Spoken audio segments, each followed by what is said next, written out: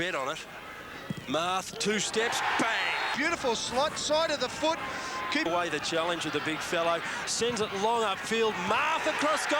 Unless they can produce something now. Halpern, Deed, James with their header at home tonight. Newcastle doggedly staying with it. Drive comes in from Halpern, takes a skip across the surface.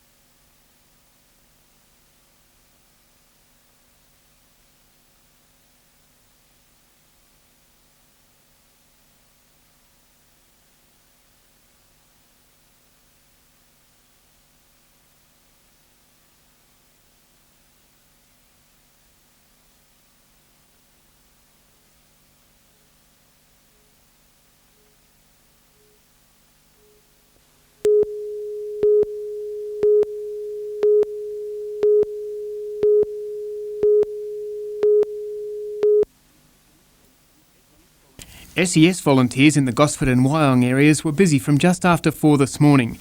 Many of their calls were for trees down over power lines, on houses and blocking roads and driveways. Much of the damage was done by early wind gusts of between 80 to 100 kilometres an hour. But with gale force winds persisting during the day, SES crews were still getting calls for help this afternoon. In the Hunter, strong drying winds and temperatures in the 30s caused bush firefighters concern. A total fire ban is in place until midnight tonight.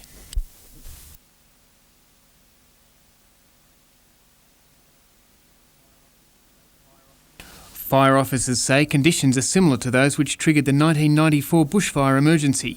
Today is very worrying. We have high temperatures, falling humidity, strong winds coming from the west-northwest, and as they've been building up, the fire danger has been increasing. And with some of the areas and the fuel that's available, if we do get a fire, we may have big problems. Really, anything that starts now, with the current weather conditions and, as I said, with the forecast conditions, would probably run.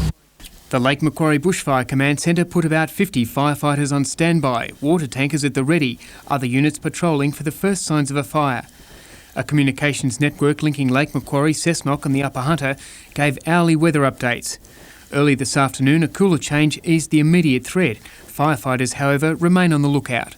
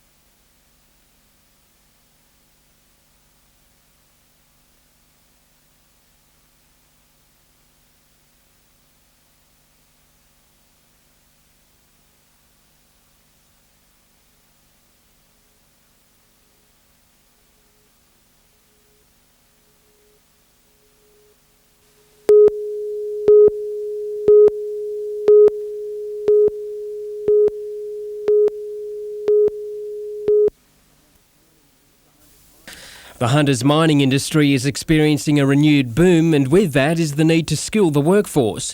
In an innovative approach to training, the Hunter Valley Training Company has a mobile teaching unit that can be literally taken to the coalface. People can learn a lot in a classroom, but if there's local experience and being able to bring that straight into a module at the top of the mine or somewhere very close, then you can get a much better understanding.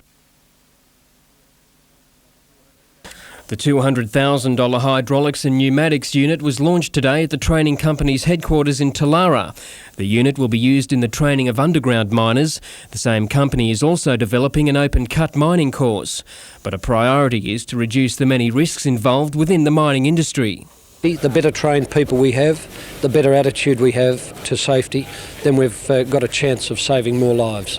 We've had far too many tragedies in recent times. The mobile unit is expected to deliver around 20,000 hours of face-to-face training in its first 12 months of operation. Blake Doyle, NBN News.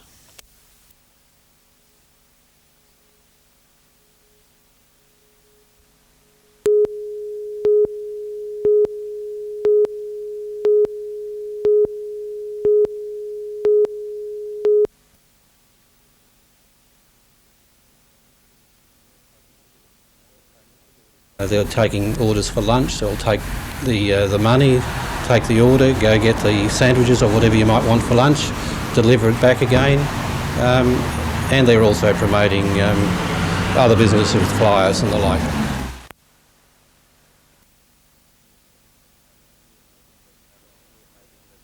We're hoping that we can expand on it and maybe other precincts might get involved and make a unique service to employees in the city.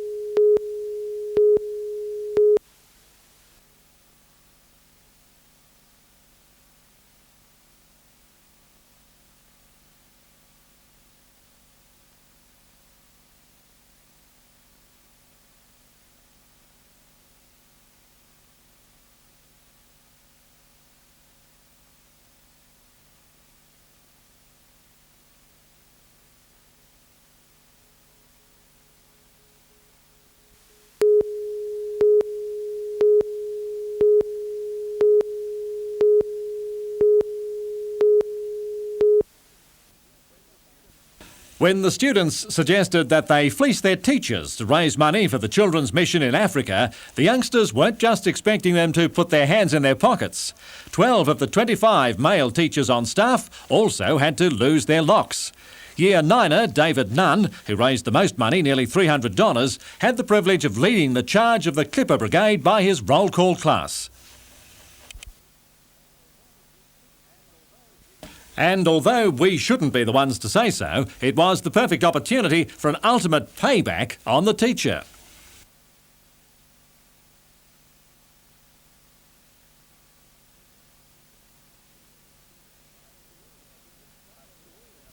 A school in a village somewhere in Africa is now $3,400 better off thanks to the staggering effort by Marta Day. And not only did the amount of money raised exceed all expectations, so too did the amount of fun the day generated. Just in case, 3 local professional hairdressers were on hand to fix up any major problems. But we have it on very good authority that at least one of the teachers had to attend a local salon the following day to have the whole matter smoothed over.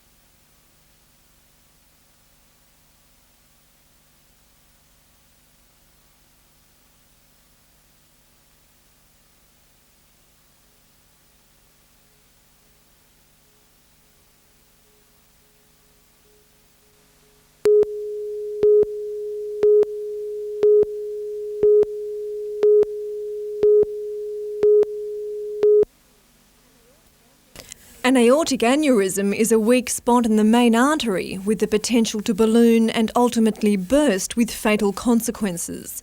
Using a stent, a small metal sleeve inserted into the artery to support the weakened area, is fast becoming the favoured alternative. A research project between Newcastle University and Lake Macquarie Hospital at Gateshead hopes to reduce the size of stents. For patients, this means an even smaller incision, less pain and a shorter stay in hospital. Dr Alan Bray, who's leading the research team, also hopes to design a stent that's cheaper than others on the market. They're very expensive, you know, in the $7,000 range. We feel we'll be able to manufacture these for around $1,500, $2,000. It's the first time a private hospital has joined forces with a university for such a research project. Working with the Mechanical Engineering Department, Dr. Bray hopes to produce a stent that's stronger and more effective. With each new device, there's continual improvements.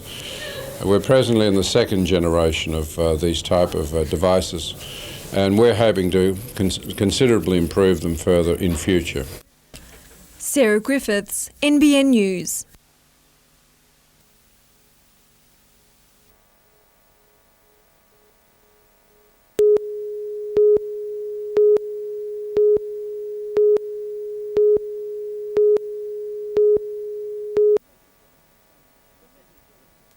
The message of a sustainable future was taken literally today as university students wheeled out a solar-powered car.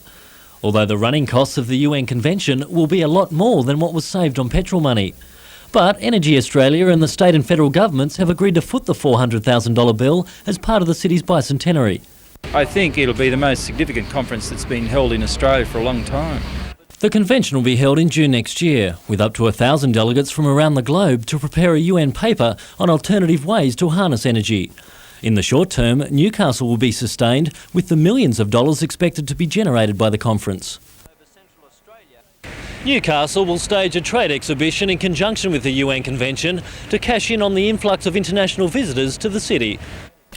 Meanwhile, a trade exhibition of a different kind at the Hunter Valley Training Centre at Talara. The centre celebrated the opening of its new office and its 8,000th apprentice, Robert Clark from Cessnock. But of that 8,000, 94% of them are placed into permanent employment. Minister for the Hunter, Richard Face, filled in for his leader to open the building. And although Bob Carr's name was on the plaque, the member for Charlestown wasn't entirely forgotten. Richard O'Leary, NBN News.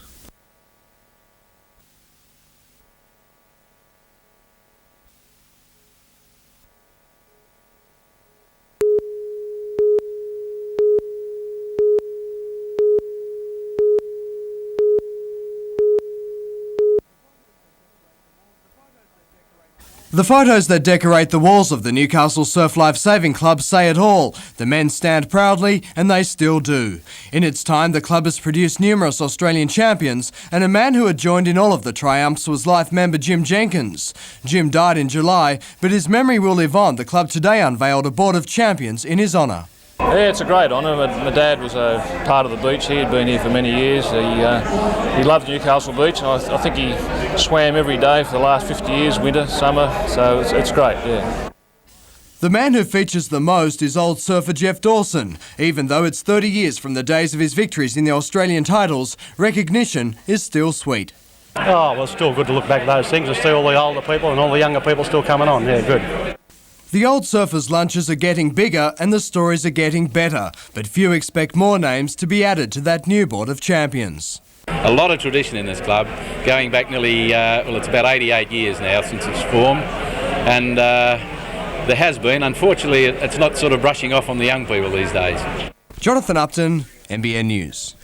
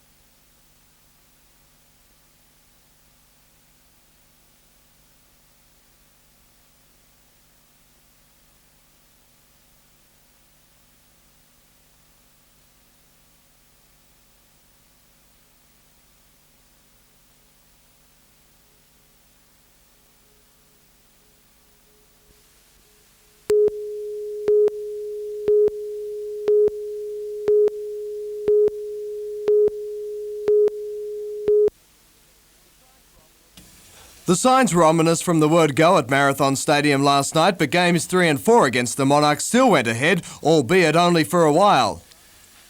Rain interrupted the match early on in the first encounter, but a break in the weather allowed the sides to return. With the series level at 1-1, the Eagles tried gamely to forge ahead, while the visitors tried to sneak their way out of trouble.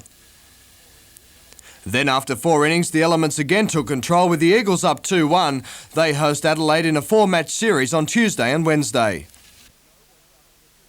No washout for the Toukley Swimming Club's marathon this morning, but there was a whitewash result. In the men's world champion open water swimmer Grant Robertson left the field for dead. He opened up a break soon after the start of the 6-kilometre endurance, and from there it wasn't a matter of whether he'd win, instead by how much. Robertson cruised home in 1 hour 16:44 and 2.5 minutes clear of his nearest rival Lee McFadden.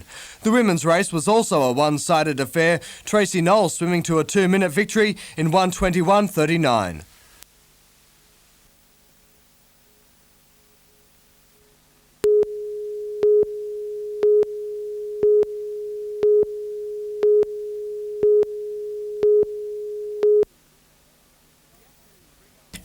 The action in the ring at Morpeth was so hot even Sideshow Alley was desolate. Instead the kids bucked the fence while the big kids bucked in the middle. The rodeo returned to the picturesque town after a 15-year absence. The cowboys did the hard work in the ring while their children played country style and some other adults lined up for a dance. It was serious business with 5 big events heading the program. The competitors coming from New South Wales and Queensland, there was even one international guest. The novice bull riders were having some problems, while some made the open saddle bronc look easy by going the distance. As most sat away the afternoon, organisers plan to make the rodeo an annual event. Today's proceeds go to the NBN Telethon charity cancer appeal.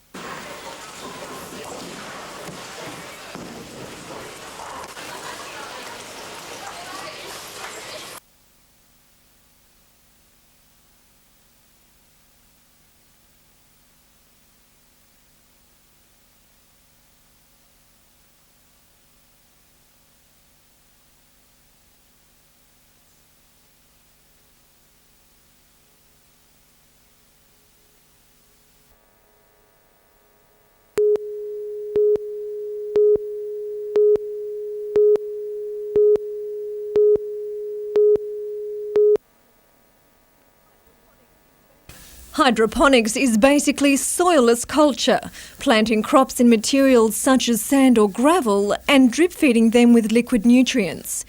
It's an industry that's taking off. Growers convinced it's the key to producing long-lasting fruit and vegetables that are full of flavour.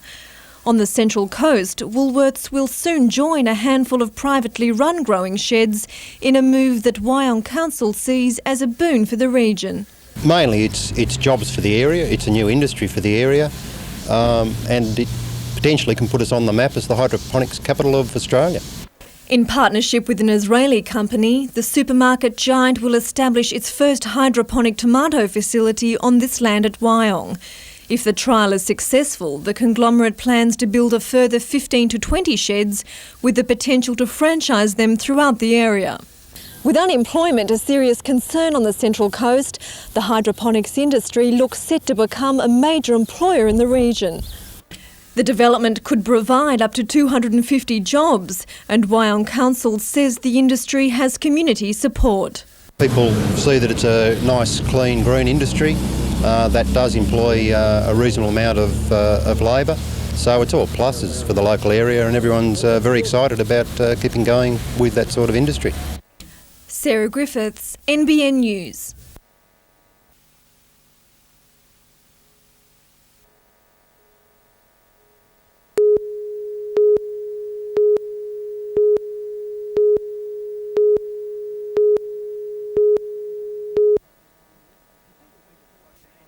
The single biggest project on the list is a $1.3 million upgrade of the port entrance. Along with landscaping and buffer zones, the work will include construction of a new road through the site to draw heavy vehicle traffic away from surrounding Carrington.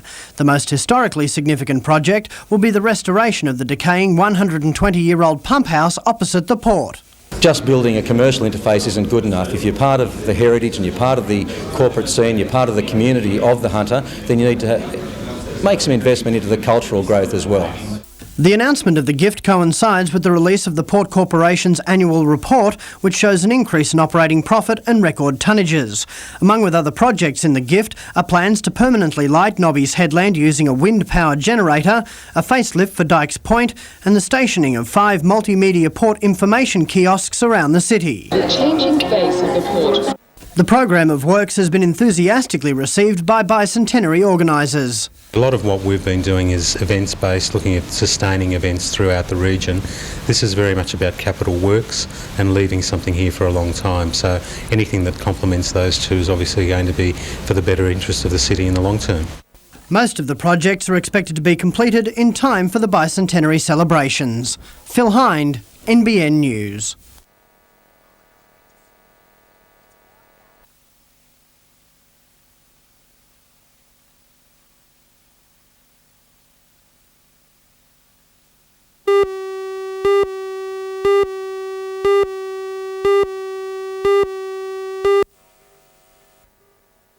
The Fishermen's Co-op on Wharf Road is so small that it can't accept prawns from its own fishermen working out of Nelson Bay.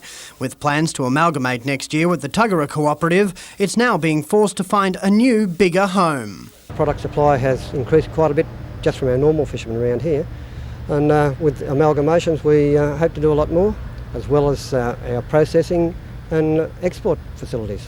The co-op intends relocating to this site at Wickham. Aside from just selling seafood, the co-op also plans to open a restaurant on site and a processing plant with an eye to the export market. Instead of us just getting the product in now and then selling to exporters who make the extra money, we hope to do something like that for our own fishermen. It's a plan which has the co-op forecasting a $4 million increase in turnover next year. The relocation will cost $2 million. Meanwhile, the Honeysuckle development is understood to be considering the current co-op site for a hotel. Phil Hind, NBN News.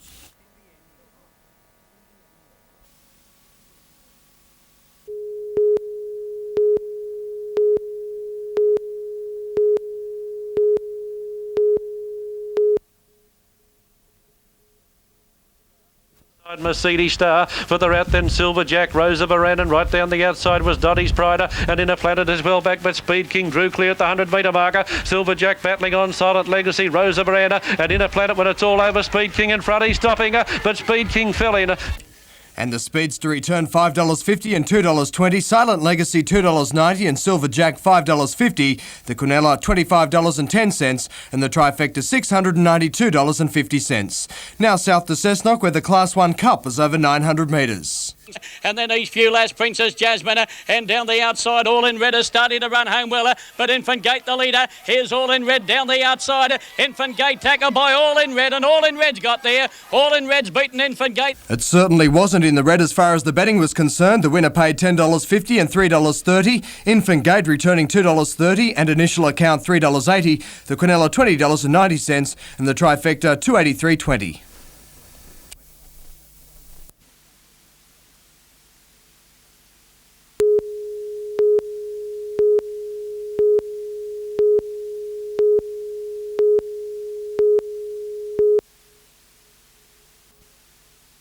The local government department report was tabled at the start of last night's crucial meeting. In it, investigators sided with General Manager Rhonda Bignell, finding those who voted to sack her had failed to substantiate their reasons and that the GM had been denied proper process.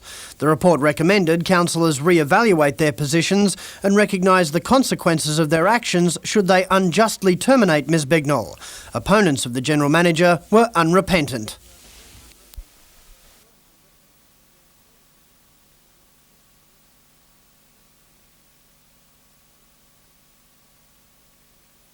However, the report was enough to sway the crucial vote of Deputy Mayor Henry Miskauskas. It was he who 2 weeks ago gave the anti-Bignell councillors the numbers they needed to sack her, and who, before a packed public gallery last night, gave the GM supporters the numbers they needed to keep her. Well, I read the report, and the report made some recommendations in there, and I voted accordingly. Not everyone, though, is prepared to abide by the umpire's decision. It's just a one-sided document, and it's a shame. All I can think now is that we have to have a public inquiry for the truth to come out. As for the General Manager, she simply wants to put the whole episode behind her. Well, I think it now will allow me to get on with the job, and that's what's really important. Despite the outcome of the meeting, the Maitland Council remains deeply divided. The passing of the rescission motion means the question of the General Manager's employment can't go back before Council for at least another 3 months, time the Mayor hopes councillors will use in mediation. I'll be consulting with the Minister tomorrow, and I'll certainly put to him the fact that Dr John Griffin has still got another 3 months' work to do with his council in mediation. Councillor Martin says if mediation fails, it will ultimately be up to the voters of Maitland to pass judgment. Phil Hind, NBN News.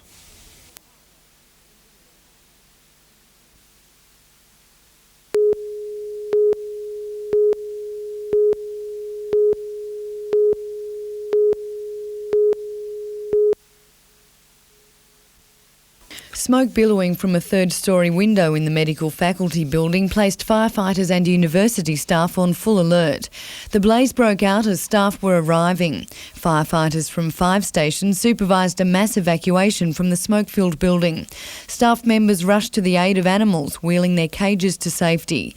The thick smoke and dangerous chemicals delayed firefighters from finding the location of the blaze in an office. The major concern here for firefighters in the initial stages was the hydrogen bottles that were located, large bottles at that. We were worried about an explosion at one stage. 3 officers in the Nutrition and Dietetics Department were damaged by the flames. There were many personal losses. I lost everything, including my computer, all the paperwork I have collected from a number of years. All my research work, everything is down in the drain. Nutritionalist Professor David Roberts lost teaching materials and precious research documents. You can't put a dollar value on it, you can just put years of life on it, and I guess 10, 15 years of life down the drain. The laboratory, computer room and other study areas were damaged by smoke. No one was injured. Investigations are continuing. Vanessa Spark, NBN News.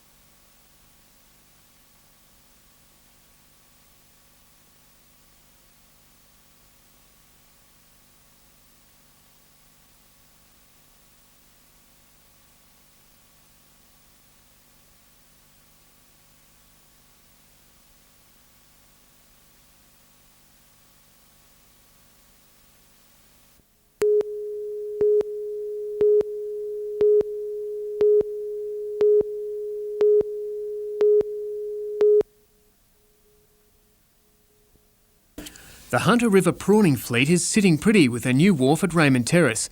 Gone are the makeshift old moorings that served the boats for decades. Minister for Land and Water Conservation Kim Yaden opened stage 1 of the $300,000 project today. About 30 boats ply the river for a share of its $1 million prawn haul, the catch marketed through the lucrative Newcastle Co-op. Of the more than 20 cooperatives along the coast, only a handful of amalgamated groups, including the Newcastle Co-op, are expected to survive the approaching deregulation of the industry. The last Cabinet meeting, it was decided to delay deregulation for fish co-ops until October 1999. That gives co-ops an extra 2 years to get things together so that there can be a deregulation with the minimum hurt on the industry.